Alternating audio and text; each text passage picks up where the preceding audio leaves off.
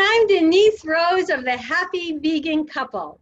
If this is your first time with me, I just want to let you know that my husband and I, Georgie, our passion is to help people transition from eating animal and processed food diets to one of whole plant foods. And we do this in a couple of ways. We have a YouTube channel. On that, we actually create cooking videos of healthy, whole food, plant-based recipes, and we share that on our YouTube video. We also post them on our Facebook page. So we do have Facebook and YouTube under the name Happy Vegan Couple. We also teach classes in Tucson, Arizona on eating plants. And now we're doing transition-based stories with people who have transitioned from eating animal processed food diets to whole foods.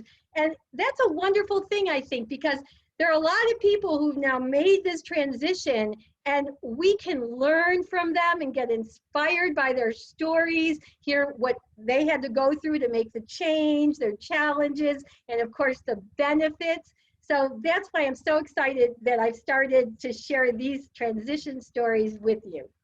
So today we're going to talk to a man named John Brown. He lives near Columbus, Ohio, and he's just about to become 45 years old. In fact, when you guys start watching this, he probably already will be 45 years old. And John has achieved a major accomplishment over the last year. He has lost 122 pounds eating a whole food plant-based diet. Did you hear that? 122 pounds in 1 year. I just think that's phenomenal. And now here's the thing. John actually tried to get on the whole food plant-based diet many years ago, about 9 years, I think it was. And it was a bumpy road for him, on, off, gain the weight, lose some weight, gain the weight. You know, and that's the story of a lot of people with weight loss, right? It's just a hard thing until you really find the strategy that works and you think about it as a lifestyle rather than a diet. And that's what I believe John finally did. And about a year ago, he had a pivotal moment which made him reconnect to this idea of eating a whole food plant-based diet. And he's now stuck to it. And like I said, he's had the great weight loss. And so we're going to talk to him today to find out how he did it. You know, he had the bumpy road to begin with, and then he finally figured it out. And now he's reaping the rewards from it. And we'll hear about what those benefits are too. But first, I wanted to show you some pictures of him. So let me get my screen share going here and show you his pictures. And I want to show it to you with a big screen. Oh, now look at that. Look at those pictures, right? So the one on the left with the pink shirt, that was John about a year ago. And he said it was about 340 pounds, right? And then now we have the other two pictures, what he looks like now. Can you believe that change? It's just amazing. And I know, like the one on the right with the sunglasses and the hat, you can't see his body, but I wanted to include that picture because I thought he's so cute looking in the picture. He looks vital and vibrant. And I mean, just look at the difference in the face from when he was, you know, a year ago. It's an Oprah moment, right? Don't you think? You could see him on Oprah with this makeover. Anyways, this is what we're going to be talking about today, how John went from that to this, okay? And so I hope you'll stay with us and listen to this interview and get inspired and learn how to do it yourself.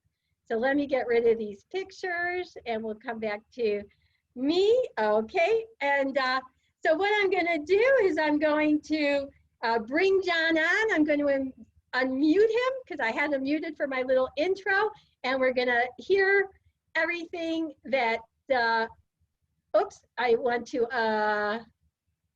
unmute John. Okay, that's what I want to do, and hopefully he's ready. So John, are you there? I'm here. Hello. How are you? John Brown, welcome to my interview with you, our conversation on your transition to whole food plant-based eating. And let's start out with this, because as I've talked about, you had a bumpy journey, as I've understand, getting to this point. And Yes. so let's talk about, you know, back in the beginning, when you first got that thought, whole food plant-based diet, maybe that's something I should try. And so you initially were interested and you wanted to do it, but it didn't quite happen the way you wanted in the beginning, right? So let's talk about that and like what your state of health was at that time, you know, back about 9 years ago. And tell us, you know, start with just telling us, how did you even get to hear about the whole food plant-based eating style, and why did it even appeal to you at that time? Right. You know, it's amazing. I've kind of always had the plant-based approach in the back of my mind. I was actually thinking back even as early as college. I mean, in the 90s, when Harvey and Marilyn Diamond were on the scene and talking about Fit for Life. I remember reading that book in college and trying for a couple of weeks to employ some of the things that they said. And then, you know, you get to college and you're not making any money. It's hard to buy your own groceries, and, you know, everybody's eating poorly around you. So it didn't stick back then, but I knew that that was an approach that was kind of always in the back of my mind. Even as I ate, you know, I went through all the Atkins crazes and animal products and you know, and high fat, low carb, and all kinds of crazy diets to try to get my weight under control. So let's fast forward then to 2011, when I watched a couple of documentaries that kind of changed my perspective on things. The first one was Forks Over Knives, which was just a game changer for me, just to embrace the plant-based approach for scientific reasons. And the other one was by a guy by the name of Joe Cross, who went on a 30-day juice cleanse and chronicled it on Fat, Sick, and Nearly Dead. And so that was the thing that really, one of those things that really helped me to see, oh, hey, maybe I can do this, number one, and maybe I should do this, number two.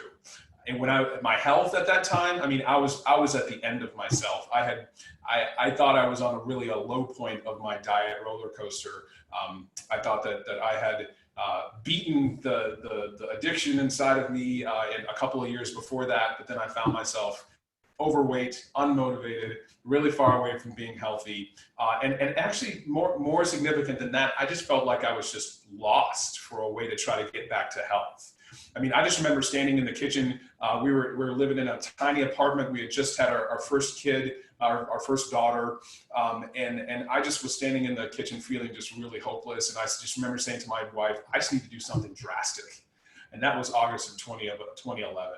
Uh-huh. And you know, I think Forks Over Knives came out in 2011 because I saw it in 2012, I believe. And for me, I had been a vegetarian my whole adult life. I started at age 21. And when I saw Forks Over Knives, I was 60. Okay, I'm 68 now. Yeah. And so truthfully, John, the very next day for me, after watching Forks Over Knives, is when I gave up the dairy that was still in my diet as a vegetarian, the dairy and the eggs, and I became fully vegan, fully plant-based. And then I started learning about whole food plant-based. It was that movie that actually put me on this path, you know, of wanting to learn the science and all that. So it's amazing to me. You saw it right at the beginning. Do you remember, like, did you see it in a movie theater?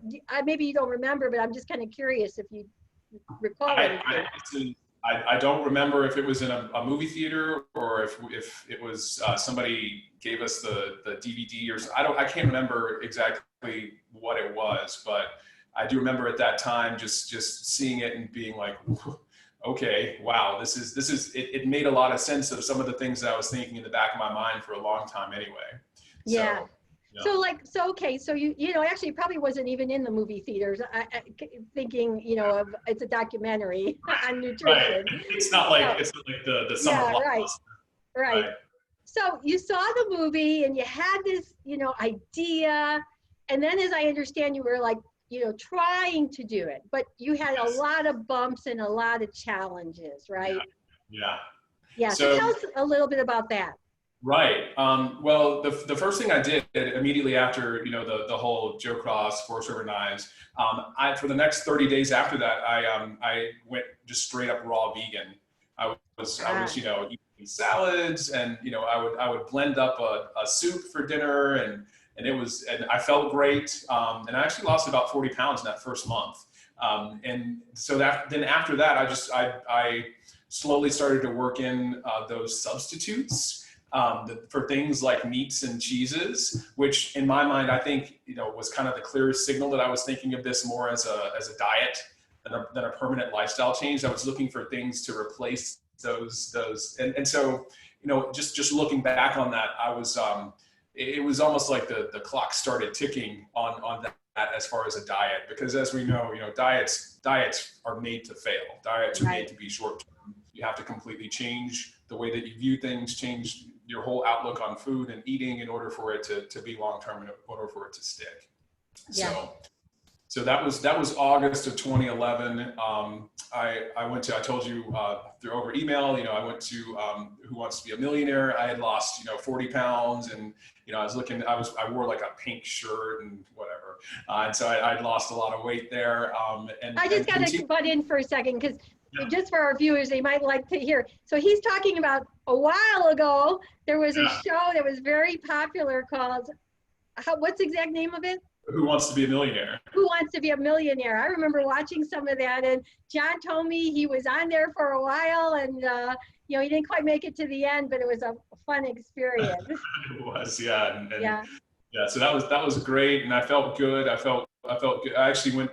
My sister lives in New York City, and she went to the show with me. And then after that, we went to dinner at a vegan restaurant. And I was like, vegan restaurant? What? Like, it was everything. She found it. She picked it out, and the food was great. And I was like, I can do this. I know there's options out there. There's plenty of really good things. So that it was going well for a while. And that lasted basically until the spring of 2012. So probably about 6 months hardcore. So at that time I had been accepted into grad school. I went to grad school at Ohio State.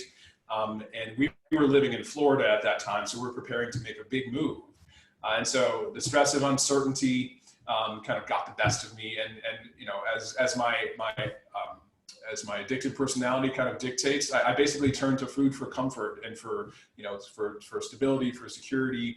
And so I think the first meat that I ate at that time was like a double cheeseburger from that Golden Arch drive-through window. And it was like a switch flipped inside of me. Honestly, I think I remember pretty clearly one day just like eating tacos from like the local taco place, and somebody who I had been sort of going through and telling them about the benefits of eating vegan was like, so, are you still eating vegan? And I was like, I think we're not eating vegan anymore. And so it was, I had like a chicken taco in one hand and like a steak taco in the other hand. And I was just like, shame spiral and all that stuff.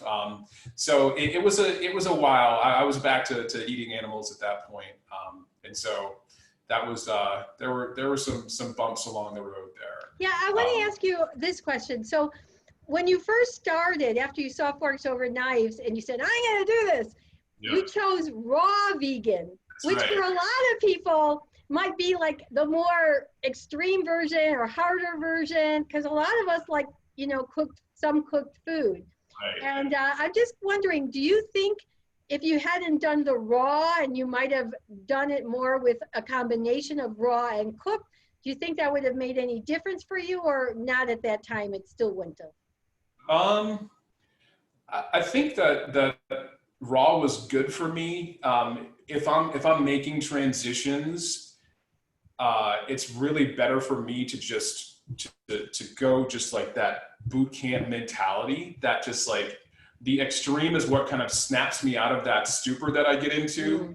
The hard part is sustainability. And so the things that I've done have not been sustainable long term. So the things that I did that were promoting rapid weight loss, it's like those things are great, and it's great to see the number on the scale go down every day. But is this something I can do 2 years, 5 years, 10 years? And I wasn't, like I said, I started introducing like the Boca burgers and like and eating like making up the fake. I ate a lot of falafel. I remember just like deep frying falafel a lot. And You had like, a lot of oil, which of course is yeah, quite and so caloric when you're trying to lose weight, right? right. I Works know against you. it was just kind of going cross purposes. My body was craving just like the taste of the meat. I call it like tyranny of the taste buds. Yeah. So like it's not, my body was ignoring all the benefits, all the weight loss and all the just health benefits that I was experiencing and saying, no, we just want to taste animal flesh again. Yeah. And so I fought that battle for a little while. And then eventually I just lost and gave in.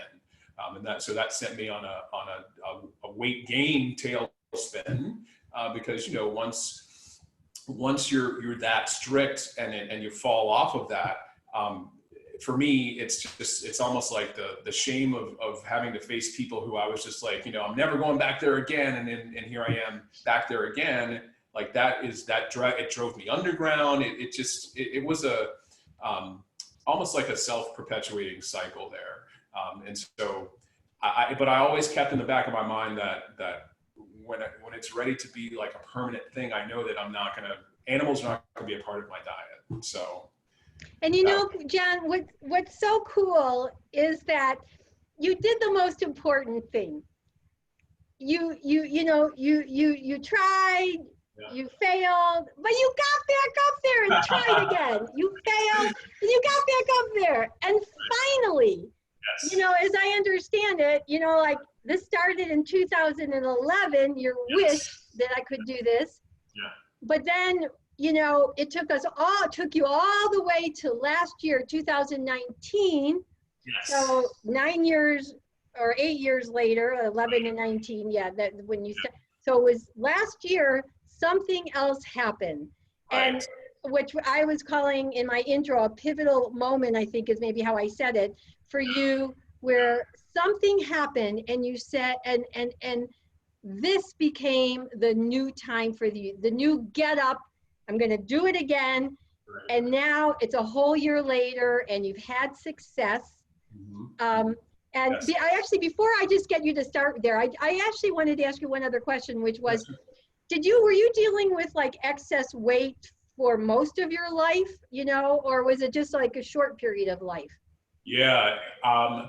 So I'm putting all this stuff together. I'm writing about it. I'm just processing it to make my story into an actual book. And Great. I've been dealing with this since I was probably about 8 years old.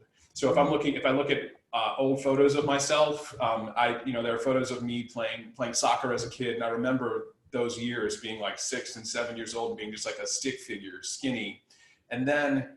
That summer when I was 8, between my 3rd and 4th grade years,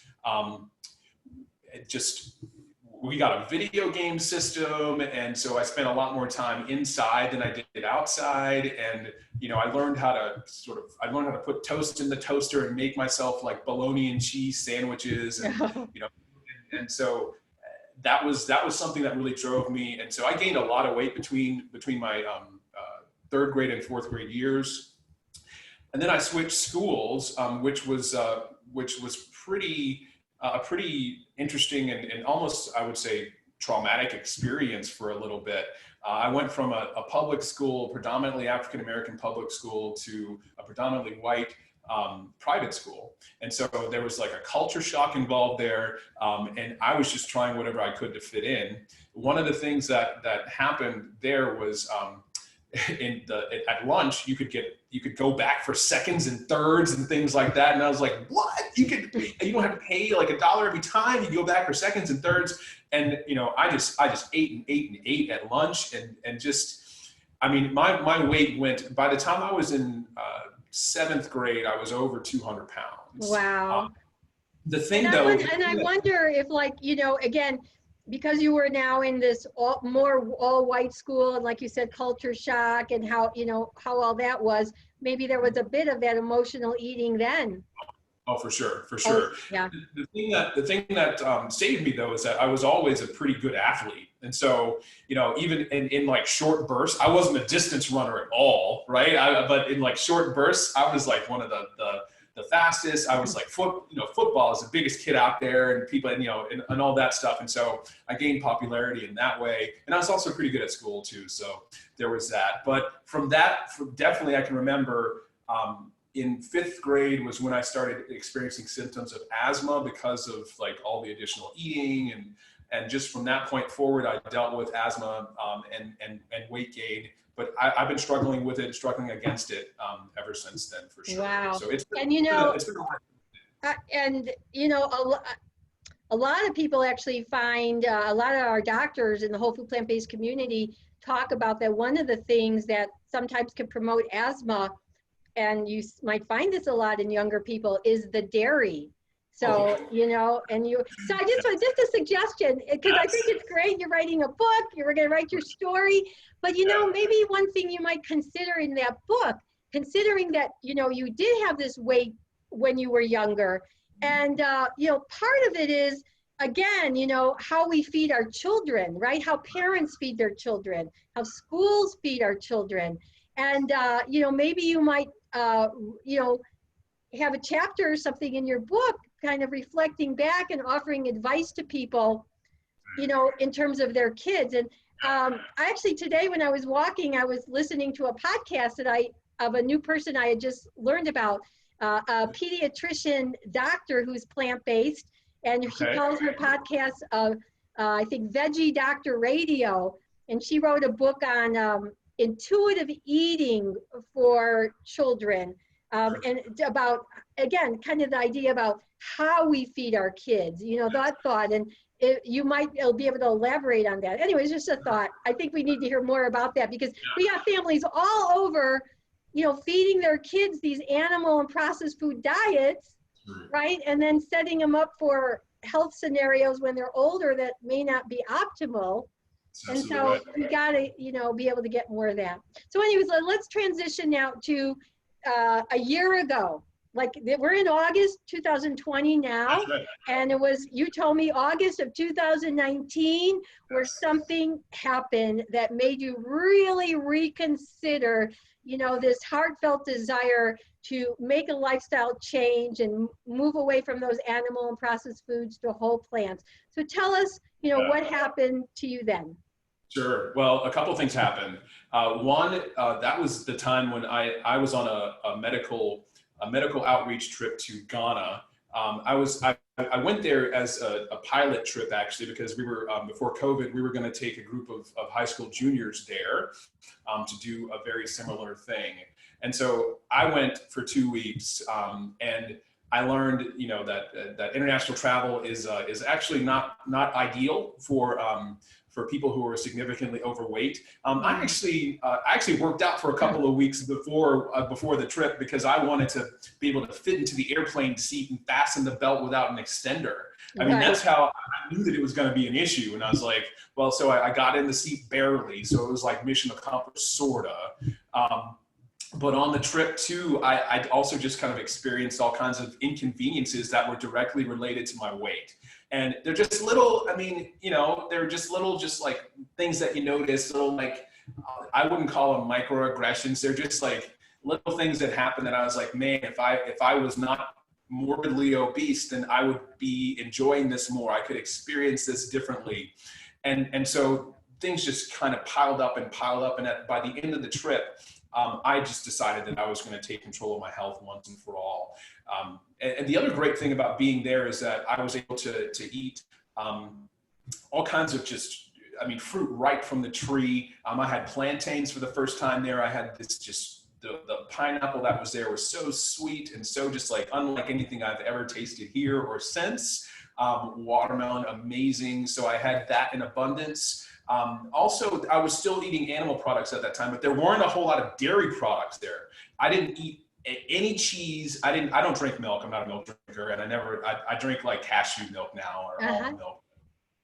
But there was no dairy products there. So it was almost like a 2-week, almost like detox away from dairy products. So I could wean myself off of my cheese habit. So that was the first thing that happened. That international travel, I was like, man, I want to experience this differently. If I'm going to take a group of juniors to Ghana, I can't be this significantly overweight. So that was the first thing. And then the second thing, when I got back, I got my annual physical for work. And when I got that physical, my blood work numbers actually weren't horrible, but they were all my cholesterol numbers were like just like flashing red lights. I mean, it had been pretty awful for a couple of years, but this time was the worst that I had ever seen it. It was my total cholesterol was in the 350s. Wow. All the ancillary numbers were just like way on the bad side. My doctor tried to convince me, as he had for a couple of years, to try to go on a statin to try to regulate it. I had been on a statin previously, and I had an adverse reaction because I didn't know that you weren't supposed to drink grapefruit juice with a statin, and I just had this really bad reaction, and I was like, I'm never doing that again. I don't want to just like unwittingly do that. So I had resisted that. I was like, I'll fix this with diet. I know I can fix it with diet. My doctor was convinced that the condition was hereditary and that I would never get it under control without some sort of medicinal assistance. So he was like pushing the statin, pushing the statin, pushing the statin. And I was like, all right, I just want to have one more shot to try to get this under control with diet. So seeing those numbers in such a dangerous territory just sounded those alarm bells in my head. So as you said at the beginning, I'm well into my mid 40s, which is, that's about the age when guys like me start really paying for the mistakes that they've made with diet and exercise or lack thereof, right? And so I've got 3 kids. My kids are 10 and younger, and I want to make sure I'm there for them. I want to make sure that those formative moments in their lives, I'm not just sort of like on the side. I want to be right in the middle of their positive memories and not like dealing with ailments that are preventing me from taking part in those things. So I knew from experience that my body thrived when I ate plant-based. But the catch always became that I treated the plant-based being like a diet, right? Like a temporary fix to my lifelong problems. So having that full head of steam coming back from Africa, I just leaned into that drastic dietary change. I mean, some people might say it's drastic, but I just say that, it was just the natural thing that I had to do. So those were the 2 things, the trip and then seeing those numbers. I was like, okay, got to change, got to get something done here. Right. I actually have read not too long ago something that told me that in Ghana there was actually a history of some, of a vegan or a vegetarian culinary history. I don't know if you saw anything like that there with any of the people you met. And this was Ghana. In Ghana, we ate meat as I think it was intended to be, as like a side, like here's one little bit of meat, and you're gonna have a ton of they have things like banku, which is like cornmeal, into a ball, or like groundnut soup, or like jollof rice. Here's a ton of other stuff in like a little tiny bit of meat. And I think a lot of the meat was just for us, Americans to have, so that we could have some meat, right? So yeah, I wouldn't be surprised to right, know and that kind of sounds to me like when we learn about the blue zones, if you're familiar with those regions around the world where the longest living people are, those diets have been studied, and those people, most of those areas are like 90% plant-based. They're not fully. One group is some of these Seventh-day Adventists who are fully. Yeah, not all the Seventh Day, but there are some. But anyways, the blue zones groups, these long living people, they do use some animal products, some of them, but like the way you just said it, more like a flavoring condiment, rather than like in America, a hunk of something on your plate, and then you got a little piece of a vegetable, but the main thing is that animal. It's different, and also Dr. T. Colin Campbell, who wrote the China study, that's what he talked about for the Chinese who were eating animal. It was just a little bit for a whole group of people, very different than here. And of course, they did not have the diseases like we do. And so that was one of the, and one of the great reasons why we know from epidemiological studies that eating mostly plant-based, will give you such reduced risk for all our major diseases. Yeah, absolutely. So let's go back to now. So you were saying that one of the things that made a difference to you a year ago is that you started really thinking about this as more of a lifestyle than a diet. Because that's really partly the question, we want to know is like you spent all these years trying to become a plant-based eater, and for you that was going to be, as I understand it, 100% plant-based, Yes. but you couldn't do it, and now you finally did. So is that what it is, the lifestyle, or do you think there's also anything else about it which has allowed you to stay with it, completely this last year? Right. So I think the big thing, seeing the health benefits really did help, but changing my approach. I mean, I always approached eating plant-based or eating any sort of dietary change with the idea of, okay, I've got an idea of a number on a scale, and once I hit that number, or once I go to that reunion, or once I go to that wedding, that's the finish line. Or once I run that race, that's the finish line. And so after that, it's like that mission is accomplished. Then I can just turn myself loose going back to eating normal. This is not, if I set any weight goal, it's like the weight goal is the top of Everest, and I am at the foothills.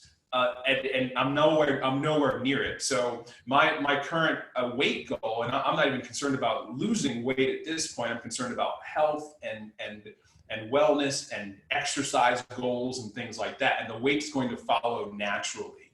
That's another really big change. But my actual weight goal is I want to lose half my body weight. So I want to be down below 170. And that's not something that's going to be accomplished with a couple of months of crash dieting.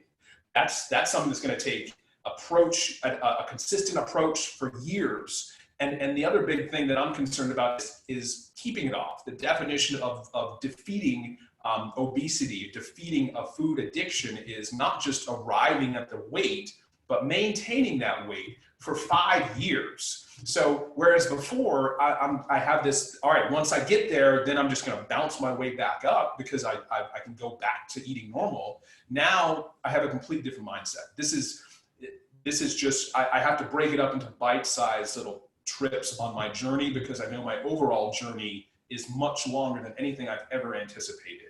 So that's a big thing. And I just have changed the way that I look at food.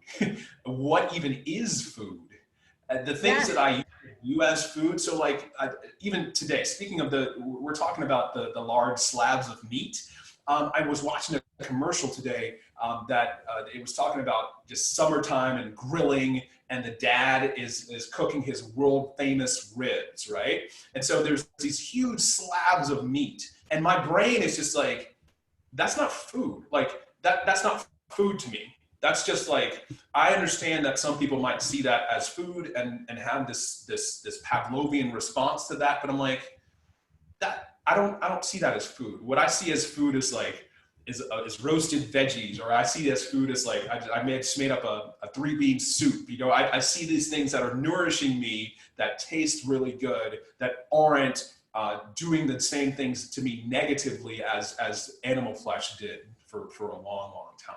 So Right. I see, here's such wonderful things. So like, it sounds like this last year, what you did is you just looked at like your long life, health, vitality. And that really is it. I mean, that is what I always think about. I just want to be healthy. I don't want to have that, like what I call the uh-oh moment where I think I'm doing great, going along as I do, and then something happens. I have a pain, I go to a doctor, I find out I have cancer or, something else. And oh my gosh, how many people do we know that happens to? I mean, I know several people right now, they thought they were healthy, and then something happened and they're not. And so that is the approach you took, instead of like, oh, I want to just look good for the wedding, or I'm going to get down just so I can do that race. Exactly, a number, which is a short-term goal. That's got nothing to do with lifelong health and vitality, right? And so you figured that out, which is so great. And I just want to comment on one other thing that you mentioned, which is, you said that, when you started really thinking about what do you want in life, and you realize health is so critical because you have children and you want to be here for your children. And, I think a lot of parents don't really think very much about what happens when they get sick and how it affects their family, their spouse, their children, other extended people. And from my own background, I had two parents that were sick with a bunch of diseases. And literally, I felt a lot of anxiety through my life because of their illnesses. Now, for me, most of them came when I was more of a young adult. It wasn't when I was a child, but at any point, watching your parents suffer and the anxiety that they have about their medical condition, right? Like my father had his first heart attack around 50. And from then on, he died in his 80s. But for those 30 years, he always had this issue because he was worried, about heart disease. But he never had the knowledge that you and I have on how we can completely reverse our risk for heart disease and possibly even reverse it if you had something by eating a whole food plant-based diet. So I think it's, so wonderful, again, that you got to that point, and understanding that as well. And so hopefully your kids, won't have that experience with you, and your spouse won't have it. And, you all can be a happy family for decades and decades and decades. That's what That's what I'm hoping. That's the reason why. I mean, I want that to happen. I want to be alongside of them, because they're actually at my wife's parents' house in Michigan now. And they're in their 60s, and they're just so full of health. And I want to be there. I want to be that when I'm in the 60s. And I have to contrast that with with my dad and my mom. My dad has dealt with just like knee problems and not optimal health. He's dealt with like the high cholesterol and diabetes and kidney failure and things like that. And so he's soldiering on, but his quality of life is not as high. And so that's one of the things that I know that I have that in my genetic makeup. And so if I was to somehow rationalize, eating animal flesh again, that's what I have to look forward to. And so it's really easy for me to say, it's bigger than just me, and it's bigger than just my taste buds being assuaged at any moment. So right. I just got to make a comment about your dad, because he's probably not whole food plant-based right now, but I'm going to be doing an interview soon with someone who became a whole food plant-based eater 100%, I think, when she was 72. All right, my dad is 71. Okay. And she had also a major weight loss. Yeah. I mean, her thing is it's never too late. So maybe in a couple of weeks, I'll have that interview up on my channel. Have your father watch that. I was going to say he never watches. Too late. He'll watch it, and so maybe he'll take that as an opportunity to get on that train. Right, right. In fact, it can even be what a benefit for someone to do it at that age, so maybe they really will have some real quality of life, health in those later decades of life, right? When too many other people are in a wheelchair in a nursing home. That's what we don't want. So let's talk about some of the health improvements you've had over the last year. Now, obviously, we know the weight loss because I showed your pictures. It was like phenomenal. And you told me you still want to lose weight, which, you looked really so great in that picture, with all the power to you to get down, to what you want. But how about some of those labs, and the cholesterol? Because you told me your doctor didn't think, you could really make a fundamental change. So did anything really happen with that? Yeah. So his prediction, I wish I had pulled it up, but he said words to the effect of, I'll never get my HDL, which was in the 280s. I'll never get it below about 170 without drugs, or not the HDL, the LDL, the bad cholesterol. He said I wouldn't be able to get that under 170 without drugs. My total cholesterol is now in the 170s, so I cut it in half. And this is not, my doctor is a great doctor, and he just is looking out for my health. And he's like one of my biggest fans, actually. He's like, wow, do you have a YouTube channel or something? When he saw me last time, I was like, well, not yet. But, so I cut that in half. All of the secondary cholesterol markers are all in the normal range to low, which I think is like, yeah, I'm just like, okay, because we know from the China study that, the American cholesterol numbers are generally higher than the world cholesterol numbers. So I'm saying, the lower the better. So that's really good. I never had any sort of like pre-diabetic stuff like that, but that's all stayed in the great range. I actually remember I said earlier that I started taking an asthma inhaler when I was 10, and I had been taking it for years and years and years and years. Even when I was at my best shape of my life in my 20s, I always just needed that asthma inhaler. I have basically eliminated the use of that inhaler. Wow. I mean, and I even run on the treadmill, run outside 3 to 5 days every week. And I used to have to, part of my routine for getting ready was take the inhaler, wait 10 minutes, and then go out. Now I'm just like, strap my shoes on, put my headphones on, and let's go. And it's just like, it's so different. It's so great. And I'm not worried about, having to tone down my exertion or anything like that. I mean, and that's such a great health benefit. I take it maybe once a month, sometimes even less often than that. I mean, it just doesn't even, it's not even a thing anymore. And also I have strength and stamina to run and work out more than I ever have. I actually, a couple of months ago, I just put myself on this push-up challenge. How many push-ups can I do in a day? I did between 100 and 150, sometimes 200, 250. That month I ended up doing over 4,000 push-ups. I mean, that's probably as many push-ups as I've done in my life to that point. How many would you do a day? So it depended on the day. I started out doing 100, and I was like, I could do more than 100. So then I started doing 150. And then a couple of days I did like 250 and 300. And so it ended up being a little bit over 4,000. Wow. So it's kind of an exaggeration that's more than I did in my life, but I know I hadn't done that many in at least a decade. How many do you think you could have done a year ago when you were at that 340 pounds? Wow.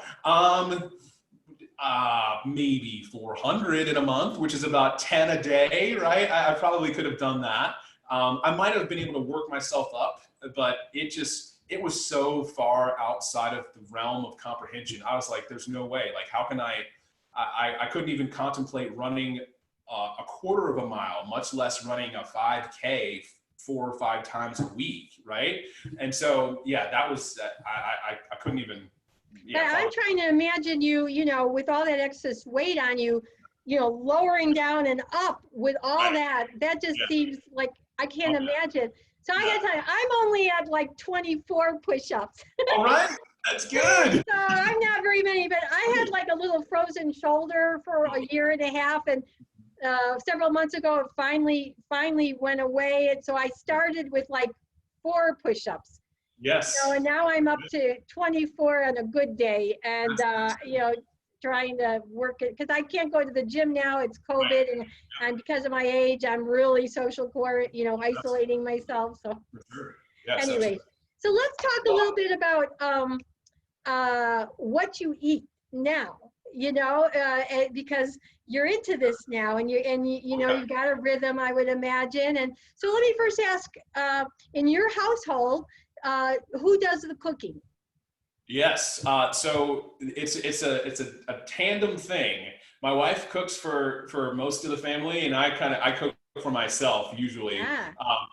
Last week we did a thing. My wife made a really tasty vegan lasagna that I loved, and so that was one exception. But more often than not, I know how to spice things up so that I like them, and so I do that myself, and it doesn't take long. So give us some ideas. So like, what are some of your regular? Most of us have like a little repertoire of dishes that we repeat. Yeah. So like, just give us an example of some of the dishes that you like to eat.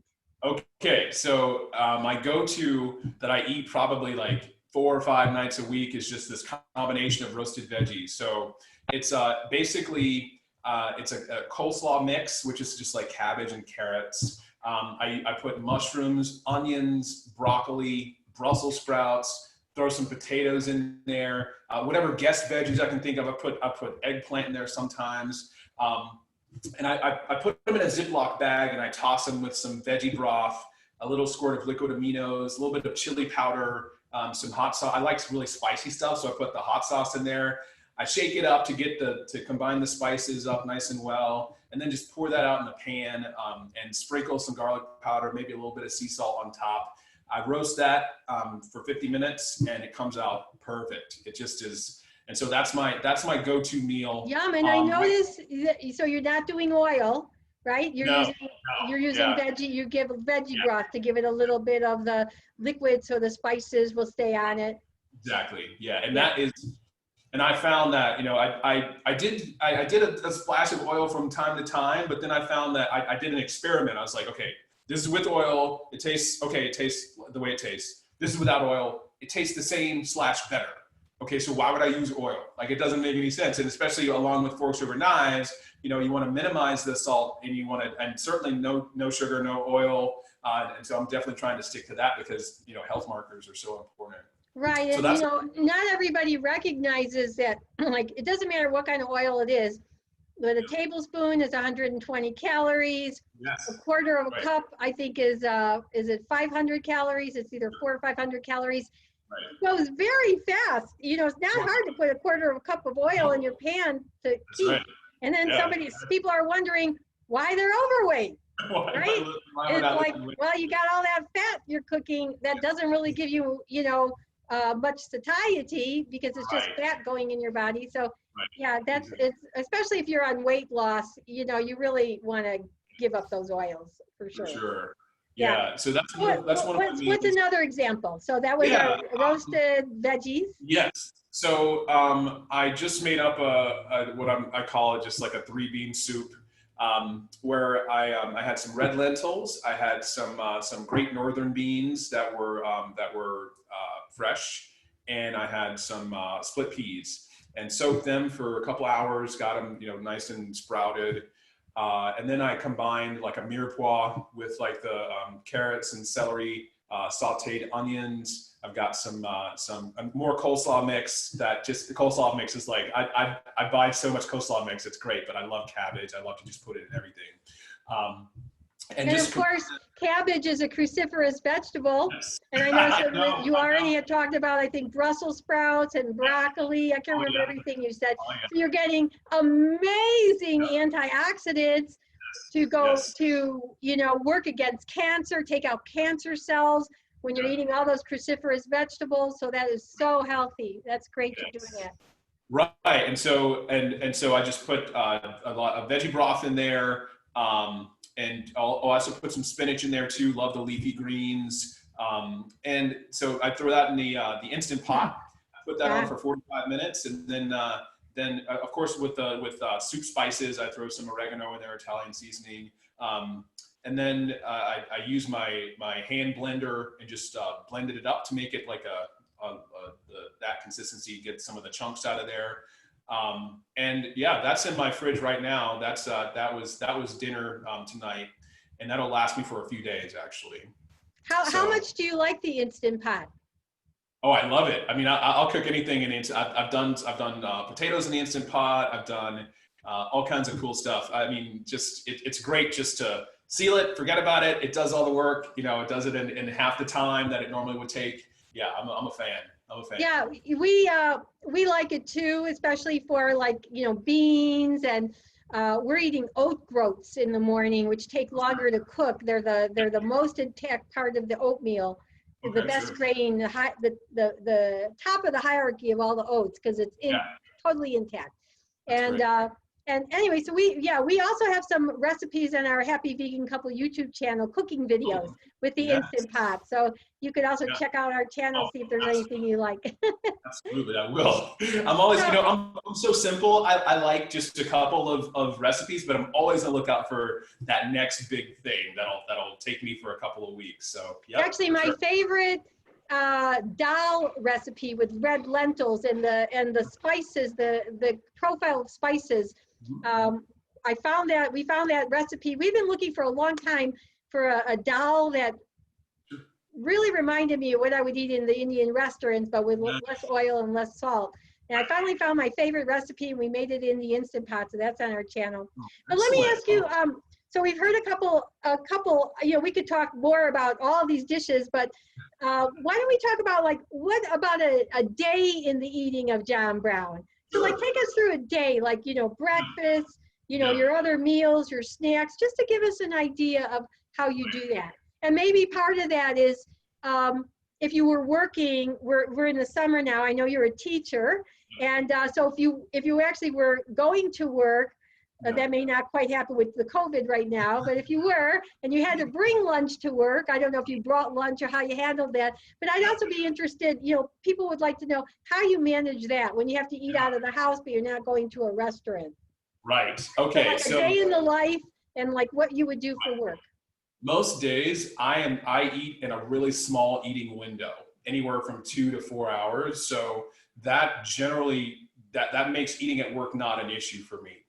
But when I do, I'm normally bringing just like leftovers from the previous night's dinner. I also just make up a salad using fresh veggies, and my dressing is apple cider vinegar and Bragg's as a base. And so sometimes I'll add in avocado for good fats, but that combination of apple cider vinegar and Bragg's will make anything taste just so amazing when it's had a chance to just like sit there. So I make a salad up or leftovers. Sometimes when I just want something quick, I will grab like a bunch of bananas or some other type of fruit. I'll go to the store and grab a bag of nectarines or something like that.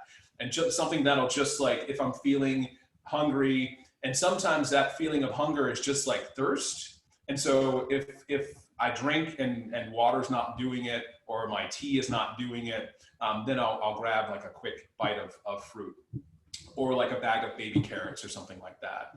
But I am really, really simple. And that actually takes the edge off, because a lot of the times when we are, especially this week coming up, these mass gatherings of teachers, there will be some sort of food there. And so, I'm at the point where they'll have like pizza there, and I'm just like, okay, there's pizza here. I'm not tempted. Or they'll have like sandwiches there. I'm just like, okay, there are sandwiches here. I'm not really tempted. Even if it's like a vegetarian sandwich, I'm just like, I already ate, or I'm not, it's not my time to eat yet or whatever. And so, but the types of food that I like for each of those meals, I think is probably a little bit different. So, breakfast, I normally am eating just fruit for breakfast, but I have also done just regular oatmeal. I'll throw some natural chunky peanut butter in there. That's like one of my bad foods. It's like, all right, you're not losing weight this week, buddy. You're gonna eat your natural chunky peanut butter and it's over. But so when I do eat breakfast, I will do that. Maybe even throw in some granola, which is super caloric. But it also keeps me it keeps me satisfied for longer. So I'm not feeling like, oh, I have to eat lunch now. And lunch is generally salad. Lunch is, and you think of, some people think of salad as like, okay, there's some iceberg lettuce in there and maybe like a tomato. But my salads are so just like robust, and they're like meal salads. They're not. So tell us kind of what's in your salad. All right. So once again, there's my ubiquitous, my ever-present coleslaw mix as like a base. But then I throw in some spinach, and then some more fresh veggies like celery and cucumbers. I'll add some carrots in there. I have cut up some green onions to add some like little piquant spice in there. And then again, with the dressing, apple cider vinegar and Bragg's, maybe not very often, but I'll add in an avocado, just like toss those things together, let it sit. Oh, and I also add in some black beans, just for that protein aspect. Okay. And I know that there's protein in the spinach, there's protein in all the cruciferous vegetables, but I like to add in the black beans for that extra protein. And so that I make enough to make 2 or 3 large satisfying salads. And so that sustains me for lunch. Wow. And the one thing about those black beans too is that they're actually higher in some soluble fiber, which is also helpful to take out excess cholesterol in your body. So that's like a bonus as your cholesterol has been dropping. I just want to ask one other, just to make sure I understand something. Yeah. when your cholesterol dropped, you know, this last year, that was without statin. Is No that what? statin. No Did not statin. did not take a single Right. statin. That's what I thought. So that's why it's so cool that your Yeah. doctor got to see that. Yes, he he saw was the excited. power of diet, the He was- whole food plant-based diet. Right. Get No, rid and of that he wasn't saturated like fat in cursing the it. animal and the dairy. Exactly. Yeah, no, he was very excited about that.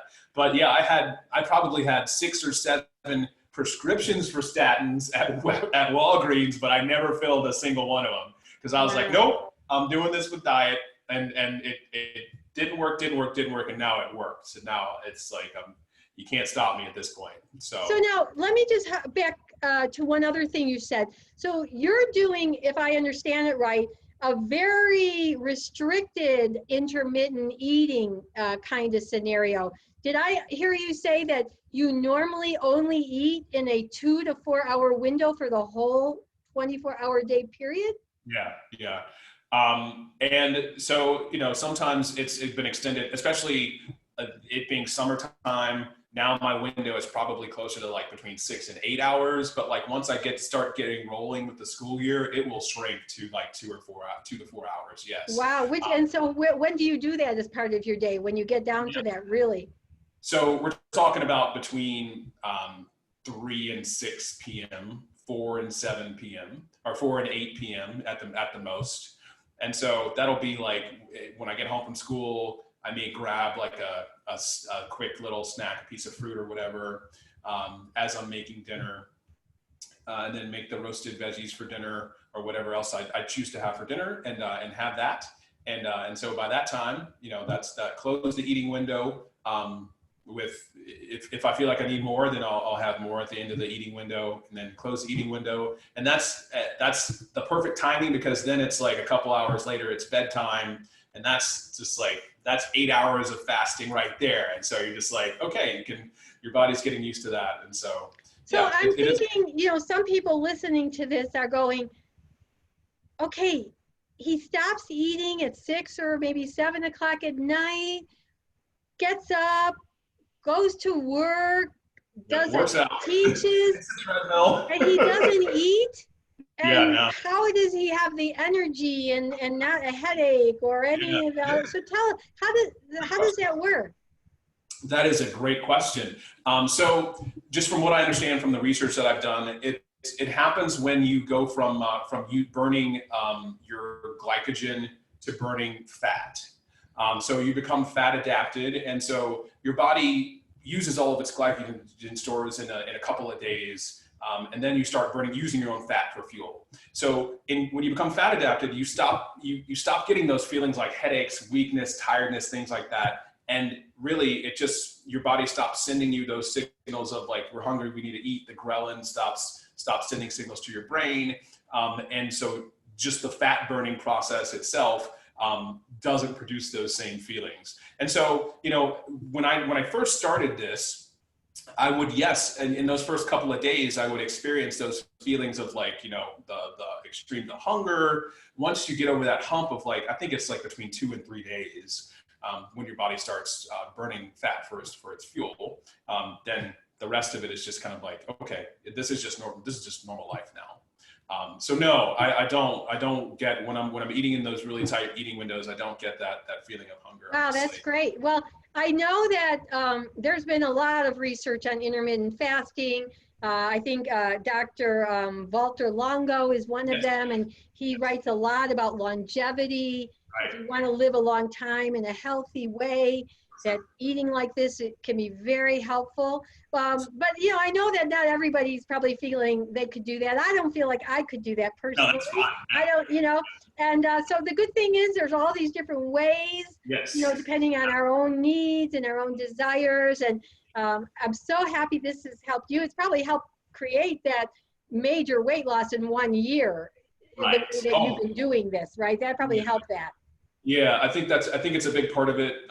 Also, I think it's for me, somebody who has battled overeating addiction in my life. Like I think it's good for me to know that there are times when I can, and there are times when I choose not to.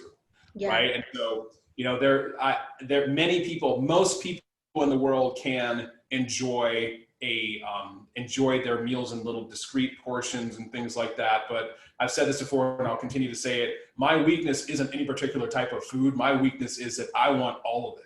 If it tastes good, I'm like, okay, I want it to keep tasting good until I can't taste it anymore. And so that's something that, regardless of how healthy I am, I know I'm gonna be battling against that for the rest of my life. And so in my shoes, and I know there are other people out there in those same shoes, you know, time restricted eating is the way to go. But for other people who don't deal with that, don't battle that, then yes. I mean, Dr. Greger is a perfect example of somebody who's not a proponent of intermittent fasting at all. I mean, he's like, you know, eat your big salad for lunch, eat your fruits for breakfast, and your oatmeals and things like that.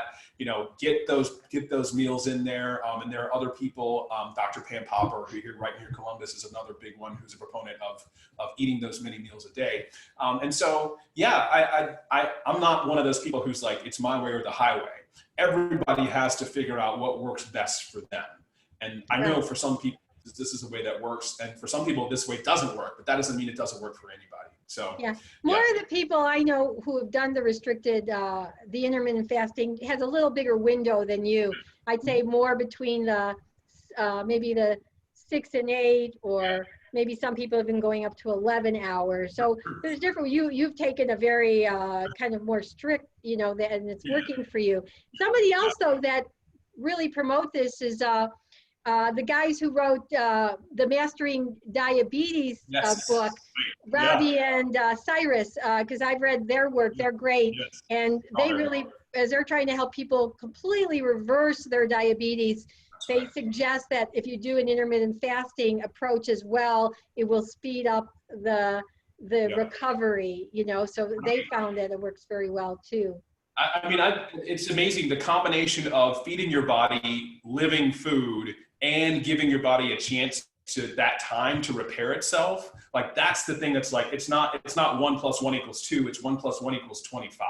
That's like the synergy in my life. It's like, my body's like, oh, I'm not having to deal with where am I putting this like animal flesh, and I can also repair myself with this nourishing food that you're feeding me. All right, yes, more of that. And so that's what's worked for me. But you know, and I get that sometimes if you go on like social media, you see people who are like contending for my way or the highway. I'm just like, I mean, nah, you gotta do what works best for you. Right. So one of the other things I'd like you to share a little bit about, since you told us that you're really the only one in your family right now that's eating plants 100% of the time. And that actually, you know, is not uncommon, I find, with people. Somebody will, you know, in a family will say, oh, I want to do this. And then they have other family members who are like, what? No way. Oh, you know, I'm not doing that. And so it's like, okay, you know, but for the person who really wants to and that really understands that there's great reasons for doing it, for them to be able to make it work for them, that kind of can be, you know, complicated at times. So how did you work that out, you know, with your family, you know, so that you can do what you need and feel supported, and, you know, just maybe you could share a little more about that. So there's a couple of factors at work here. The big factor is, you know, with my wife has seen me go up and down the diet roller coaster. Like with her, I just want to lead by example. And I know that, you know, we're going to be together until we both die, right? And so, and hopefully that's later rather than sooner. And so I really just play the long game. It's not necessarily that I'm, you know, critiquing eating habits or anything like that. I want to lead by example, and I want to continue to show, you know, the benefits of the plant-based lifestyle, and in the hopes that, you know, one day she'll come around. And you know, she has definitely significantly reduced her consumption of animal products in the pursuit of healthier lifestyle and healthier eating. So that's one thing. The other thing is with my kids, I kind of am to blame, right, for the habits that they have. And man, you try to get a kid to stop eating those things that basically are engineered to keep them wanting more. it is so hard. And so I feel, I feel awful. And I know that it's going to be a longer process than just, okay, we're just eating carrot sticks and celery and, we're all eating the same thing again.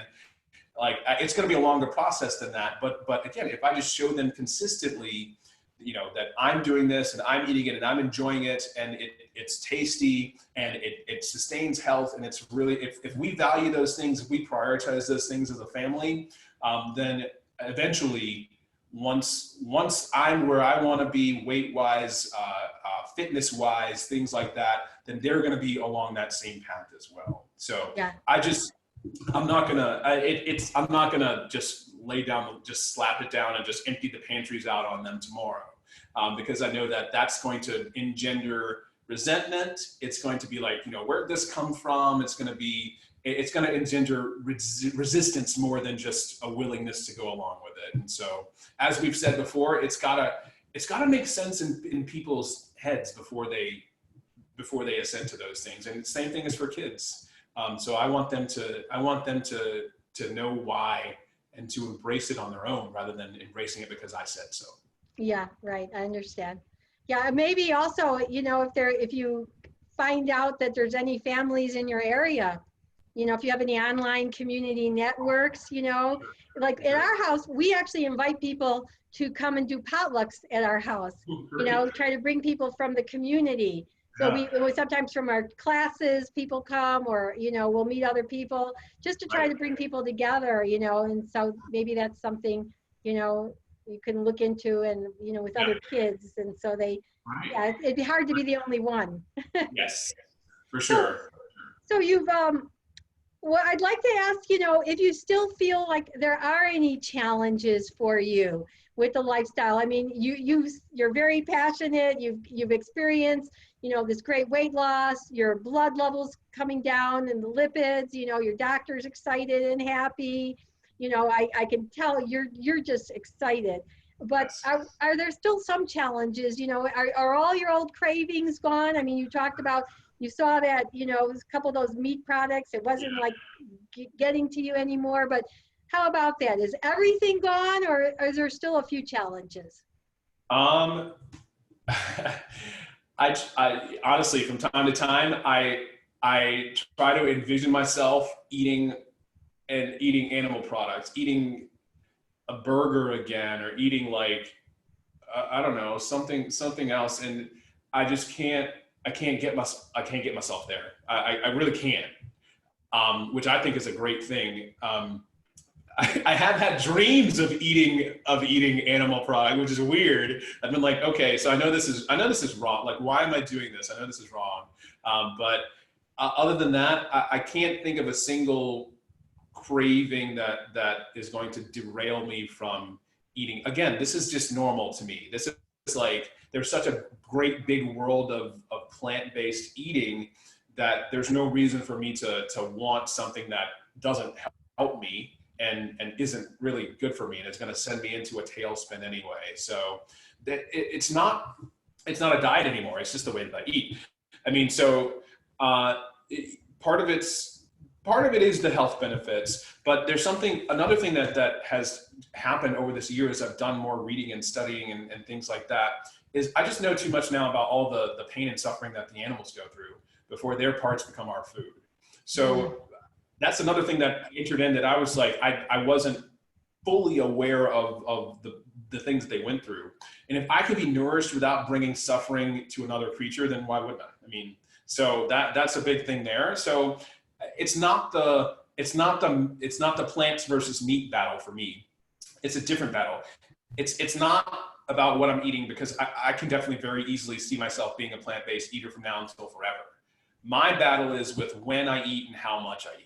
That's just like it's been a huge sticking point. As I've said before, it'll always be a huge sticking point. And that just goes back to my overeating addiction. I'm battling against that every day. So now the struggle is not, it's not between meat and plants. It's between enough plants to satisfy me and to nourish me and to keep me healthy, or enough of just eating it all because it's there. And so that's the thing that that's my next level.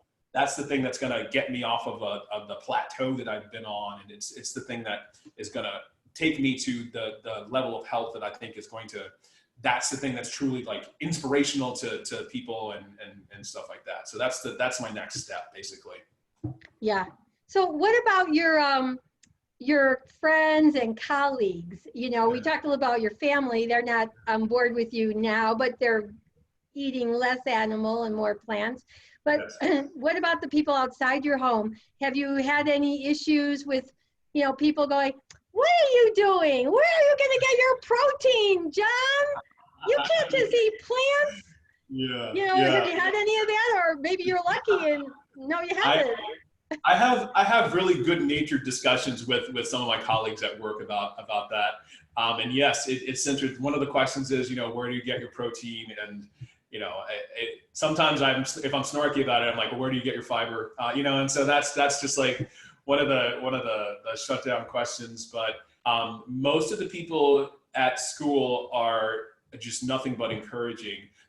There's actually another person at school emailed me to say that she had just gone through the E. Cornell Institute with T. Colin Campbell and got her plant-based certificate. And I was like, that is awesome, right? And so I don't know, I guess I work at a much more progressive school than other places, because I would have to say that 90% of the interactions that I have with people is just positivity. Wow. And the great thing about this year is seeing parents who saw me at parents' night in August, and versus they see me at the end of the school year or towards the middle of the school year before COVID, and they're like, they didn't even recognize me, you know. And so that's really cool. That's cool to get the reactions of people, you know, you're doing a great job, keep going. I even have had several of my colleagues send me messages that saying that, you know, they're trying to get their families to eat plant-based. You know, they're getting, you know, one of my colleagues got her husband to agree to eat plant-based because they were looking at before and after photos of me. And I was like, wow, that's super cool. I mean, that's all I want, is to be able to influence another person to change their habits and to embrace longevity the same way that I have.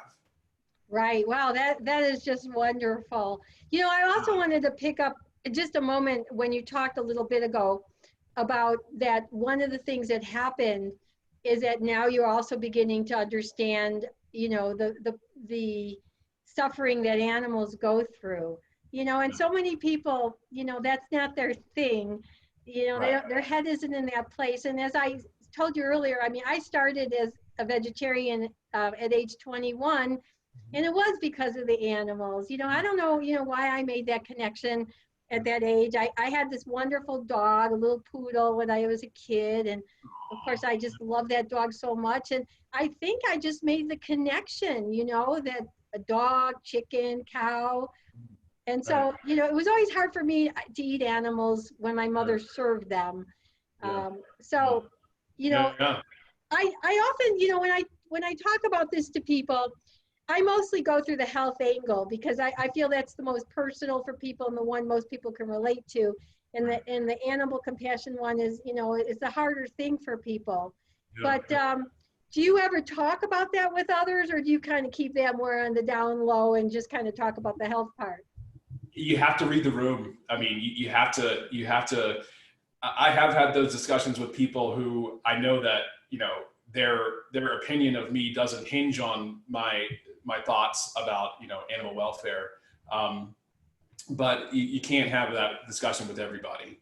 And so I'm okay with that. And you know, the time is going to be right. And, you know, when that time is right, then that's when we'll have that discussion. But, yeah, it's something that definitely has influenced it's closed the door back to that way, because I know that, you know, that's gonna, what it requires to say, it's not just me just like hand to mouth, it's something much more significant than that. And so yeah, it's really What about, you know, and there's a third reason that a lot of people like to talk about in terms of going plant-based, and that's just planet sustainability, you know, reducing climate change impacts, efficient use of water and land and things like that. Has that gotten into your thinking at all, or is that kind of still to the side? It has. I think that, you know, the amount of land that is devoted to cultivating or to raising animals for slaughter is startling. It's in this country alone, and the amount of water that is used to feed and water those animals is startling. And yeah, I mean, I think that that's something that definitely is contributing to those factors as well. But of the three, I think that's probably, I haven't done as much research on that.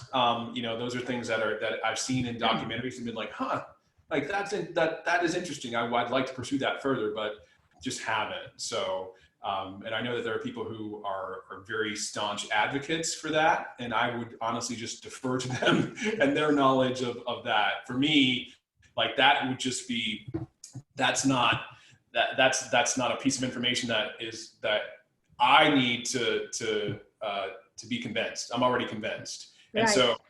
so, you know, it's, and that's just extra like, oh yeah, and another thing. But I, like I said, I would just defer to the knowledge of the people who have done that research and who live in that world of like, you know, this is really contributing to climate change. Yeah, and there's a lot of people out there. We've got great reports from the United Nations, the medical journal Eat Lancet. Lancet has a great thing. It's called Eat Lancet, all about the Okay. climate change and planet issues regarding plant-based eating. So I mean, you're right. There's so much out there.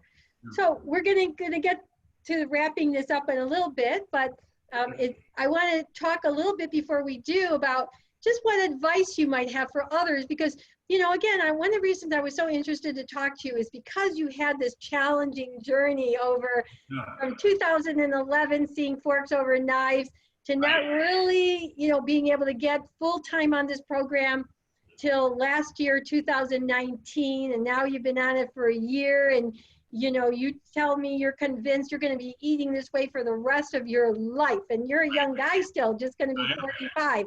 So you have decades and decades, you know, to do this. Especially But, if yeah. So what, you know, when you meet people and they ask you about this, you yes. know, what is some of your best advice, you know, for somebody who, you know, would say, you know, you look really great, John. I wanna do what you did, but oh my God, I can't imagine giving up. I'm gonna give up barbecue. Yeah, right. How am I gonna do this, John? Oh yeah, I What know. what are some of the pointers, you know, that you would tell them Yeah, to start with? sure. So I think everybody's got to find their why with regards to Yeah. plant-based eating. The things that make sense to me will probably not make sense to someone else, right? And so the thing that I do say though is, I mean, a lot of people think that eating plant-based means that, you know, you're eating iceberg lettuce and fake meats, and that's basically it, and maybe some Oreos thrown in there and some like Halo Top ice cream, right? I think that people, if you're interested, if people look at me and see how I've progressed over a relatively short period of time, I think that they should take the time out to just like find out what are some of the benefits of a plant-based approach. Not from somebody who's done it for a year, although, you know, it's been part of my life for the better part of a decade, but from someone who's done it for years and has done it successfully. And there are a ton of people out there who have embraced a vegan lifestyle, a plant-based lifestyle, and who are thriving. I mean, look at the Esseston family, like those guys. Look at Dr. Neil Barnard. Oh my goodness, he's what, 66? He looks like he's 35, and he's just like, I mean, I'll listen to him talk about anything at any time, because he just is just a fountain of wisdom, and just like he does it in such a way that is so winsome and so just like calm and very just like, so I would listen to advice from them, the people who are not just talking the talk, who are walking it as well. I would stay away from those people who are posting videos of how they tried going vegan for 30 days, right? And here's what happened, right? I would stay away from that. Just don't look at it as a diet. I wouldn't listen to people who viewed eating plant-based as a fad. So I basically, I'm looking at people and saying, so yeah, I get it. You might think that you can't live without things like barbecue, but that much barbecue? How much meat are we eating in the standard American diet versus even 50 years ago, 100 years ago? Find out what it takes for your food to make it from farm to table. You know, if that information, that's a deep well to dive into. That's weeks and months of solid research, documentaries, papers to read, you know, things like that. If that information doesn't get you to lessen your intake of animal products, then I don't know what will. That's what got me on the road to questioning how I ate, questioning the standard American diet, questioning my need for the reason why I felt like I needed those foods is because they're engineered so that you feel like you need those foods, right? And so once I started questioning those things, it all was just a house of cards. It just fell down for me. And so, you know, I'm not necessarily looking to be like a Pied Piper to play a tune and have everybody dance to it, but I just want people to think and do their research and do what's right for them. And honestly, I think that if you do the research and you think about it enough, then you'll decide that eating more plants is better long-term for everybody. That's what I think. Yeah, you know, I think your advice is really great. And, you know, the part about when you talk about, you know, listening to the experts, and there's quite a few doctors in the whole food plant-based community that lecture all the time. You can find their lectures, their podcasts for free on YouTube. While there's a lot of people doing webinars and trying to create money, revenue streams from that, there's so much free content out there. You know, that's really what I've learned from. I've been studying this ever since Forks Over Knives, really. Yes. You know, and I like to research. I'm a you know, my educational training is as a sociologist, PhD level. So, you know, I like to learn.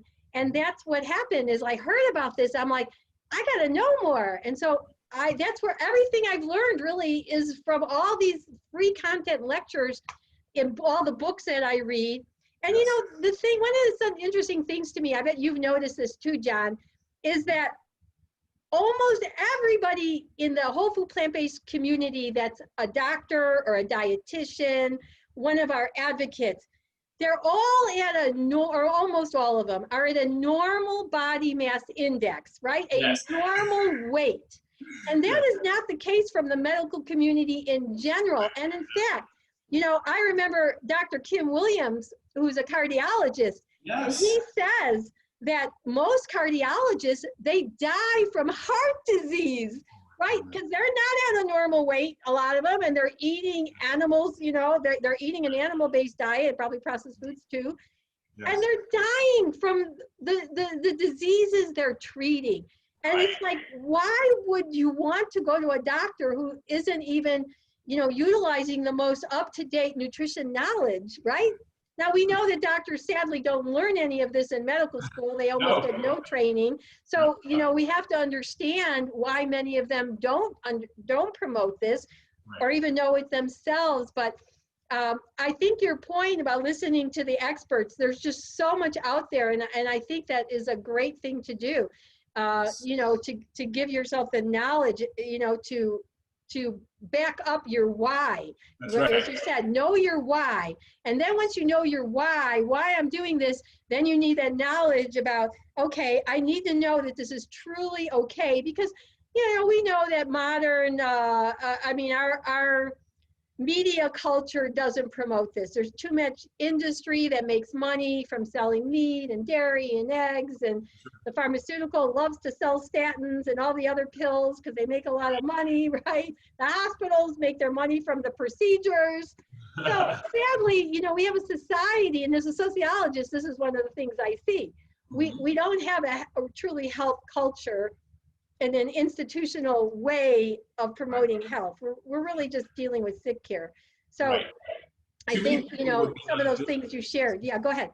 I was going to say, too many people would be out of business if most of the nation embraced eating primarily plant-based. And so, I mean, the meat and dairy industries have a hand in forming the USDA guidelines of dietary guidelines, right? So they're always going to have a cut of that plate that they advertise, right? So. Right, and you know, it's crazy, isn't it? I mean, I'm sure you know this. Yeah, I know. That like the doctors say, the science shows 80% of the diseases that afflict most people, you know, heart disease being the number one, cancer, type 2 diabetes, lots of autoimmune diseases, all the arthritis, 80% of that could be reversed, ameliorated if people just did a healthy lifestyle, which of course your diet is critical, and you know, eating whole food plant-based for your whole life is going to make such a difference. Yeah, So for sure. yeah. For sure. So I'm living proof of yeah. that. And so now I know that you're really excited about this because you see how it's made a difference in your life, Yes. and you want to share it. And I think it's wonderful to share, because besides the doctors that you talked about, people getting information from them, just talking to people like you know, and again, that's why I wanted to do the interview, because you had to go through it. And so again, you went through this bumpy road, and you're on the path now, and you're getting the prize. You know, you got the weight loss, and your health is getting better, and you're to keep going this way. And so I understand that, like, now you want to, you're getting into being a public advocate for whole food plant-based living to some degree. So tell us just a little bit about what you're trying to do in that area of public advocacy. Well, I mean, so I've already written a couple of articles. I was actually featured in the summer edition of Forks Over Knives magazine. I wrote my success story, and that got published out there. I'm also just part of Facebook groups that have to do with time restricted eating, not plant-based eating, because actually a lot of the intermittent fasting groups, people come into that thinking they have to do some sort of keto, high fat, animal fat keto type diet in order for intermittent fasting to work. And so that actually just gives me an opportunity to educate people about, no, you don't have to do that. You're not, here I am. Look at my before and after. I did not do keto. I did not count calories. Wait. I'm just going to stop. I want to just show your pictures again, because they're just so phenomenal. Let me just show this again. Absolutely. Okay, I'm getting it up here. Okay, there he is, folks, just to remember. Look at this. We've been talking now for quite a while, and you're learning what it took for John to go from where he was 340 pounds to what he is now, something in the 220s. He's going to do a little bit more. But I mean, look at this. And John, what does it feel like? Okay, I'm going to come back to you. But what does it feel like to be in this new body? It feels amazing. Just tell me. Yeah, it feels, actually, what's funny? I still have that outfit that I wore. That was August 3rd of last year. We were headed out to the airport. We were going to spend the day at Makala Market, which is like, it looks like a scene from Aladdin. It's just like all kinds of cool stuff. But I still have that outfit, and I will put it on just to kind of like contrast. I can actually fit both of my legs into one of those leg holes now, which is like really cool. And it feels unbelievable. It just what is. What do your kids say? I mean, daddies look so different now. I mean, what have they been saying? Yeah, so my oldest daughter, she did something that just like melted my heart. She was, this was a couple of months ago. She came up to me and gave me a hug, and she was like, "Oh, I can fit my arms around you now." And this is like, oh man, I was like, yep, I'm never gonna, there's no way I can go back. That was just so cool. She looked at me just like with the sweetest face, and was just, that's it right there. And, just to see little reactions like that. And like, my youngest son used to like take my belly fat, and he's short enough that he can just like push up on my belly fat like that, and he can't do that anymore. And so he's like, yeah, you're not. It's like, hey, so am I smaller now? It's like, yep, you're smaller. Yeah, you are. So my kids love it. My kids, they remember vaguely seeing me at smaller a few years ago after I did some extreme juice cleansing, juice fasting. Again, it was a diet, not a lifestyle. Went back to eating normal and put it all back on plus some. So that was when they were really little. But now they're just like, I don't know. I'm hoping that they're seeing this as like, this is a normal way of eating. This is the way to health, the way to longevity. And so that's what I focus on. Yeah, and I also would think that you might have more energy, like in doing activities with your kids, like, or physical things. Did that happen? Oh boy, I mean, physically, some of the things that we do, I wouldn't have conceived of it before. I wouldn't have like conceived what? of. So like my oldest daughter and I, we have a weekly, we go out and we walk 9 holes and 9 holes of golf. And I would never have, it would have been, we need to get a cart. And even that would have been a little bit tough for me to get around for golf back then. And, you know, just going out and running around. We have plenty of trails around here. We go out as a family sometimes and do those. My oldest daughter and I have gone out together and we've jogged them. And having the stamina to go, you know, miles and miles and just being like, all right, so let's keep going. Let's keep doing this. It just is, I wouldn't have conceived of it before. So yeah, and, well, just being outside in the summertime. I mean, before I would need to have like a sweat towel. You can see that in my photo that you showed of me in Africa. I'm holding a sweat towel because I was just, whenever I was outside, I was just dripping. My face was just like wet. I needed to dry it off. Now I'm just like, okay, we're just outside. So I'm not having to worry about, you know, the social stigma of like, okay, here's this overweight guy who's just like sweating so bad and does he even realize it? It's just like, yes, I realize it. But now that's not, I mean, my resting heart rate is in the low 50s, whereas Wow. before the middle 70s, it's like, it just is a completely different existence. And so that And definitely what does your wife and what does your wife think? I mean, seeing this, you know, new Yeah. you, this slim Yeah. down, cute, you know, Oh, I mean, not you weren't cute before, but I mean, you know, really look at you. she What does has she to. say? She has to think that I'm attractive because she's married to me. But you know that you know there's definitely an added benefit to that. And that, yeah, so that's how I say it. There's definitely an added benefit to that. But you know, it also motivates her to get healthy and stay healthy as well. But you know, she is so supportive and she is just my rock and she's just like the rock of the entire house. So yeah, I'm hoping to provide a good example for her as she's provided for me as a wife and as a mother of our kids and things like that. Yeah, well, I have to say, you know, as a person who's really into this, I hope that, you know, within time she'll find her way to where you are, because I truly believe, you know, from all the science that it's going to be her best shot at living healthy a long time, and then you'll too, you know, you'll be together in that, you know, Yes. not just one of you ahead of the other. Right. No, it's synergy. It's two is better than Yeah. So, you know, one. And both of us putting each other. yeah, just before we end, I just want to maybe just do a, you know, if you had to, you know, give your like quick elevator speech, you know, you meet somebody and they're like, really? Why should I do this? I don't know anybody who does this. We are not taught this. It doesn't seem like our society really pushes this. Yeah. Why would I do this? I mean, if you had to, you know, sum it up quickly, you know, what would you say? Well, I would actually sum it up quickly by pulling up my before and after pictures on my phone and just letting them hold that while I tell them about, you know, how I felt in August of last year. And I just made that one decision to embrace a plant-based approach and embrace, you know, just pushing my body to the limit. And those limits were very small at first, and they just kept expanding, just doing a little bit every day, a little bit at a time. And you know, as they're looking at me and not believing that that's me in the photograph, you know, I would just tell them. So, you know, this is something that you could very easily make that decision. You could embrace health and embrace longevity the same way that I did, and continue to. So what do you think? Yeah, I like that, the pictures. I mean, really, they really say a lot.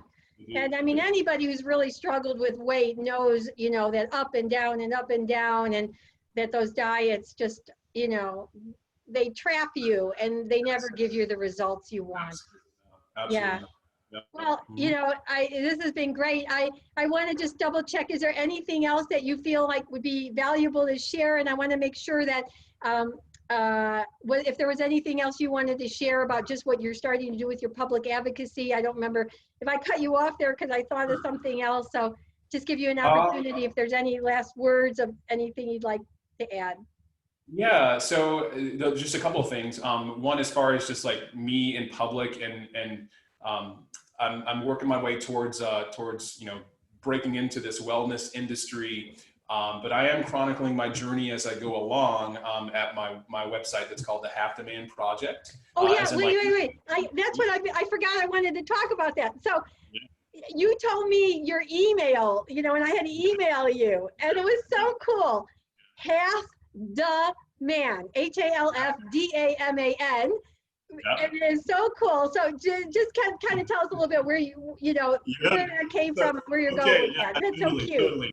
Yeah, my handles, all my social media handles and things like that is HalfTheMan165 at IG, at Twitter, and I also have the Half the Man Project on Facebook as well.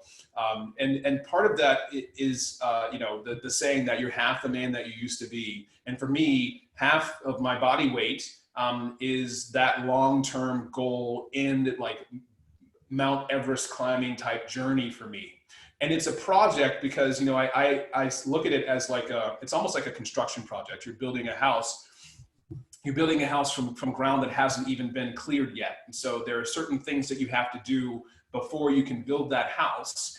And once you build the house, once you build that ideal place of lasting health and total body wellness, then you got to live in it. But then also when you build the house, you have to ultimately, like, there's sometimes where you're going to have to make repairs. And so a project is not something that you're just like, okay, I'm here and we're done. It's ongoing. For me, it's a lifelong journey. It's something that I've embraced as not like a diet that's going to end and then, all right, I can just do whatever I want. It's constant vigilance, constant maintenance, but it's a pleasure because I know that the benefits of that constant vigilance and that constant maintenance outweigh any sort of negatives that can come from, oh, you know, is this a diet? No, it's a lifestyle. And so I write about my journey. I write about the struggles that I have. I try to be as real and as honest as I possibly can whenever I write. And hopefully that's going to help somebody who thinks that, you know, it's all peaches and cream and it's all great all the time, because it's not. I mean, this is something that, for me, I'm trying to dislodge over 3 decades of conditioning from my life. And that's not a linear journey. That's a journey that's going to take. That is so important what you just said. 3 decades of conditioning, you know, from your 30 up to your 30s when you maybe first started thinking about this or whatever, you know, and then tried to get into it. Right. The conditioning is heavy. Yes, it is. And it takes it, the deeper you go, the more you find that your body's going to want to rebel against any sort of change against that thing. And so I know that there's going to be bumps in the road, but since it's not a diet, it's not something that I'm just like, oh, well, I guess that didn't work. No, this is the way that I approach it for the rest of my life. Then, you know, I weather those storms, and hopefully in showing that weathering of those storms, I can help somebody else who's thinking about quitting or who's thinking about jumping in, but is worried about the costs of that. So, you know, I try to do it in a way that's funny and engaging and is honest at the same time. And that's again towards the book that I'm writing that hopefully will be out by 2021. But you know, I've kind of. Are you thinking you're going to self-publish or look for an agent to? I think I'm going to self-publish this time around, just to kind of see the reception that it gets, and then from that point, hopefully, you know, somebody finds me engaging and good enough to pick up on a book deal. So that's my plan. Great. Well, you know, we're going to follow Half the Man, HALFDAMAN. And where are the places where we can find you with that? Yeah, Half the Man 165. It's at Twitter. You can find me at Instagram. And there's also a Facebook page called the Half the Man Project. And also my blog is halfthemanproject.com. Okay, great. Well, we'll hope that people will look for that. Well, John, it's been a pleasure to talk with you. I'm just so happy for all the accomplishments that you've done. I mean, really, you've done something wonderful.